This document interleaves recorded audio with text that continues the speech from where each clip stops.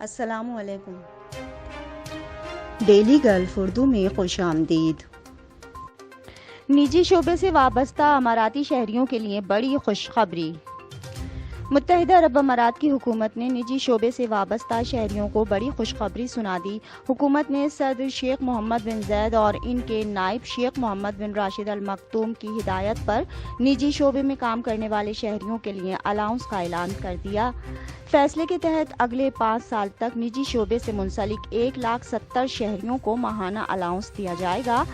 Allowance کی حد تنخواہ کے ساتھ 30,000 درہم سے زیادہ نہیں ہوگی، جبکہ شہریوں کو تعلیمی ڈگری کے اعتبار سے ماہانہ 7,000 درہم الاؤنس دیا جائے گا۔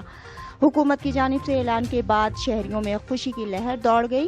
ادھر امارات کے نائب وزیر اعظم شیخ منصور بن زائد ال نہیان کا اس حوالے سے کہنا ہے کہ الاؤنس دینے کے فیصلے کا مقصد شہریوں کو نجی شعبوں اور بینکنگ کی طرف مائل کرنا ہے۔ اب تک کے لیے اتنا ہی۔ اگلے بلیٹن تک کے لیے خدا حافظ۔